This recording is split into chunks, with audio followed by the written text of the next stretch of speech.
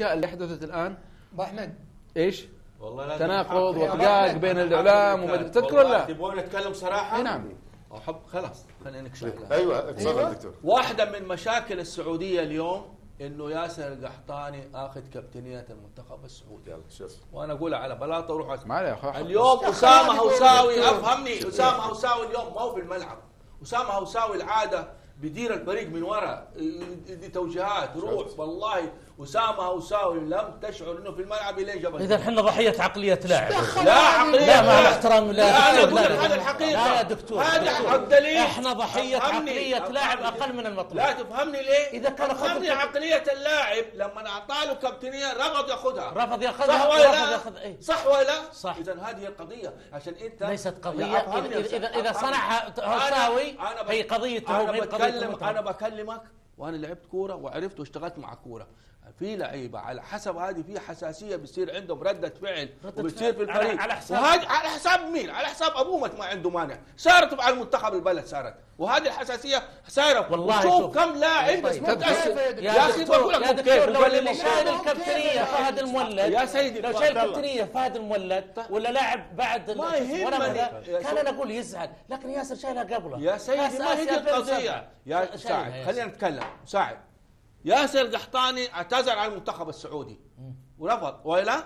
نعم اعتزل. نعم اعتذر رفض. نعم. لما يجي ادبيا انا كاداره منتخب ولا اتحاد كره ما اعطي له كابتنيه ما اعطي له يا مره ثاني، ارجعها بعد فتره لما يستمر معايا في المنتخب. رجع المدرب يا اخي والمدرب مين هو المدرب اللي يفرض عليه؟ هو مدير العمل كله. مدير العمل اهو. شوف يا دكتور، شوف يا مساعد الان ايش نتيجه لا قياس العمل مع الفارق يا دكتور. معلش عفوا، لا قياس مع الفارق. احنا الان نتكلم عن فكر لاعب. هذا اللي حدث. اذا كان ولو تسال وعندك جراءه في المنتخب السعودي يطلعوا لك حقيقه اللعيبه. اسمعني الله يرضى عليك يا دكتور. يا دكتور لما يجي اسامه هوساوي، اذا كان الاهتزاز انت الان اثرت نقطه انا ما كنت ادري عنها. اذا كان اهتزاز عفوا يا صالح، اهتزاز مستوى اسامه هوساوي والربكه اللي جت في الكره بسبب الكابتنيه، انا اقول هذا لا يستحق انه يلعب ولا يستحق انه يكون قائد من اليوم.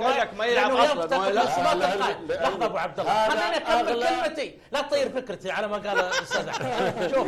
شوف ابو عبد الله، دكتور يا دكتور، اذا كان بالفكر هذا وكل الاهتزاز عشان الكابتنيه والله لا يستحق ان يلعب في المنتخب. لكن انا اثق انه اسامه هوساوي ما عنده الفكره ذي، مع اني انا كنت في الملعب وشفتهم يتبادلون كنوع من التكريم البعض. اعطاها كريري لان كريري اقدم منه ورفض ياخذها من كريري. الحين اقدم منه. طب مو كريري موجود واسامه هو الكابتن. ما هي مشكله. كيف على صارت اقدميه؟ احنا لا ناخذها مقاييس حسب اللي نراه. ساعد انا باخذها منطقيه على حسب ما يحصل. لما تشوف الفرقه حقك تعرفها. اذا كان حسب ما يحصل اذا لا يستحق انه يصير كابتن. ما يستحق. انا ما قلت لك ما يستحق. هي القضيه دي احنا وصلنا الى نتائج حتى الاشياء التافهه. انا بقول لك هذا الحدث. اوصلكم النقطه. ترى في اشياء اللي قلنا هزت قيمة وقامة الاتحاد السعودي لكرة القدم.